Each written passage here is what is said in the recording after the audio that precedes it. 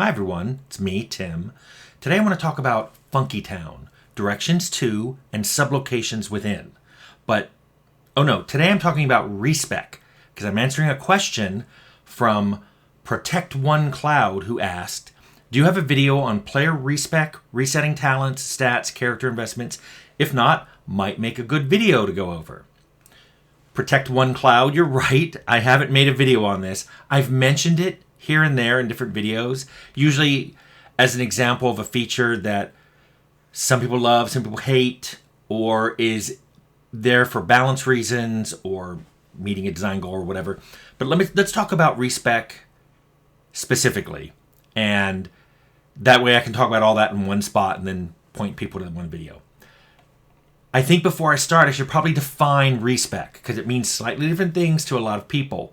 I'm talking about Respec. My definition for Respec is when a game lets you get back all of your skill, perk, attributes, spell points, any combination of those, to respend them. Some games let you change class too. I think that is a little rare and a little more extreme. For purposes of this video, think of Respec as you're allowed to re-level the character that you've made, as if they were gaining all those levels again for the first time. Now, historically, Respec didn't used to exist. RPGs used to draw heavily from the tabletop world, and I don't think I ever saw a tabletop RPG that had Respec.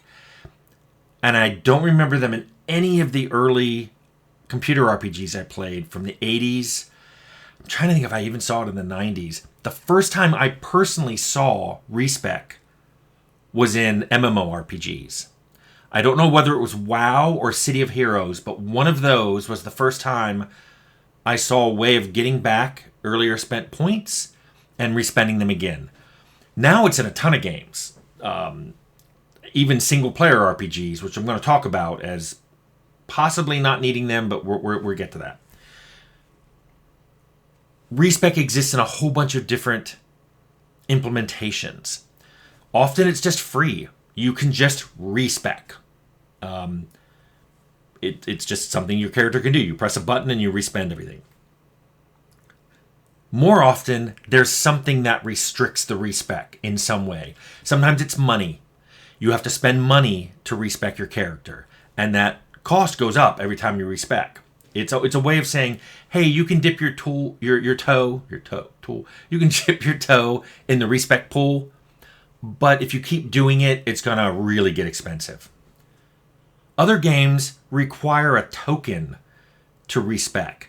Maybe it's expensive, so it's like the money one, but you can buy it when you have the money, and then you can decide when you want to respec. Maybe it's a rare drop.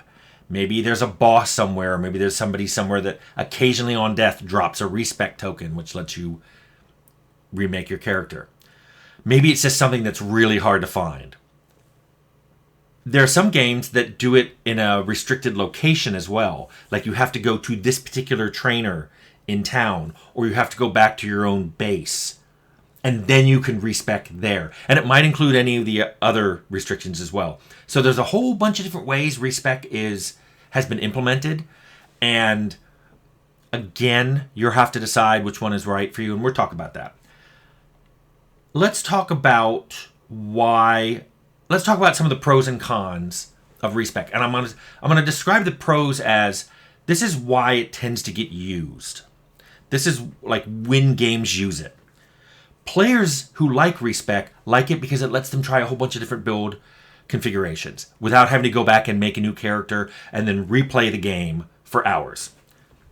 It also is a way around what games kind of let you do, because some games you could actually lose an experience level or multiple experience levels, and then you'd have to replay the game to regain them. But a side effect of that is you could re-choose different things. I've talked about EverQuest a lot. I've played that game a lot. There were times where my character died and lost so much XP they got dropped down a level. And when I re-leveled, I chose something different. I was torn between two things. I had already seen how the other thing played. So when I re-leveled back up, I chose a different, I think it was a different spell. This isn't really respec. This is games that, are tough and take away your experience points. But it acted sort of like a very rough proto-respec. On the flip side, there are a lot of designers who like respec because certain designs they want to do are either more viable or maybe they're just plain easier to make that way, assuming respec exists. For example, if you put in a lot of high-level perks in your game that require a certain attribute or skill minimum, that's more palatable because the players can always respec their character when they see that high-level perk is available and they can get it. This is especially true in games that don't normally let you go back and pick your attributes, but if you respec, you can. Similarly, if there's an item out there that requires a skill or an attribute minimum, or even a particular perk to use, the player can just respec. So if you're using a really good weapon with the set of perks you have, and then you find a new weapon that would be way better, but only if your character had been built differently, respec allows you to do that. So for some players and designers, respec is great because it gives the player more choice and therefore, in some points of view, way more agency. But now let's talk about the drawbacks of respec, because there's a lot of people who really do not like respec. For some players, respec lessens the impact of player decisions. It cheapens player decisions. Knowing that anything you choose to do on your player can be undone at any time basically means that those decisions didn't matter in the slightest. If you can press a button and undo all this leveling and build choices that you spent hours gaining, that feels cheap. It also feels very gamey. So if your game has a very strong basis of immersion and player choice and consequence, respec can undo all of that. You're basically undermining the very thing you say you're trying to do as a goal. And then for designers, I've seen respec be a bad thing in the sense that it encourages very, what I would call loose design. I've talked about dead end or dead levels where you go up and there's not much to buy. Who cares? Maybe people will respec at that level. So there's still choices they could make. I've talked about dead end builds that can't finish the game. Who cares? You can just respec, and now that same character can finish the game with a new build. Maybe I've talked about we've talked about unbalanced characters, or even unbalanced areas. I'm not going to tell you a particular game, but you know what I'm talking about, where you went to a certain area and all the creatures were resistant or even immune to fire, and there you are with your fire spec mage, and you can do nothing. So your only option is to respec into something like, I don't know, Frost. All these things, unwinnable builds, all that stuff, all of those things, why worry about them? Why worry about your game design at all, knowing that there's a button the player can press and just respec their character? It also means that if anybody complains about it, you can just go, what are you complaining about? Just respec. It turns the bad design from a designer, it turns it into a player problem. Oh, when this bad thing happens, I've given you something to do, so it's not bad anymore. For a lot of designers and a lot of players, that doesn't fly. Now, I mentioned earlier single-player games having respec. For some single-player RPGs, respec can be a good thing. It can be something that lets players jump up between different builds and explore the game differently and see all the different reactivity and non-linearity your game has to offer different builds. But for many single-player games, it's not such a good idea. If you have a single-player game but you control a party, respec can make all those characters feel like tools and not a group you're actually trying to roleplay. They're basically characters that fulfill a role, and that role can be changed if you find the need for a new role. Especially in online multiplayer games, you frequently find people saying, we need this type of specialized healer.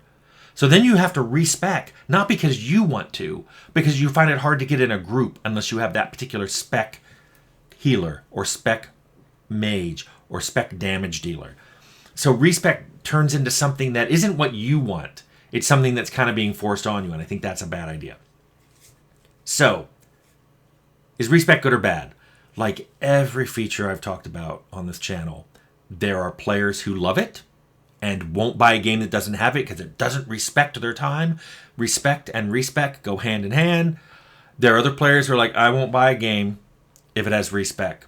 I hate respec. If your game has respec, I don't buy it. And then those probably are both minority opinions, but then there's a slightly larger group that's like, depending on the style of your game. Like, I'll take respec in this, like, I'll buy respec in a multiplayer game, but I won't get it in a single player game, or vice versa. They have narrowing areas where they will accept respec and other ones they don't. So all I can tell you is I've used it in a few of my games. I haven't used it in my games. Some of the ones I didn't use it wasn't because I consciously chose to do it. It literally wasn't a tool in my tool chest that I thought about. Like everything, it depends on your design goals. So I stress this all the time. When you're making your game, you obviously have design goals in mind.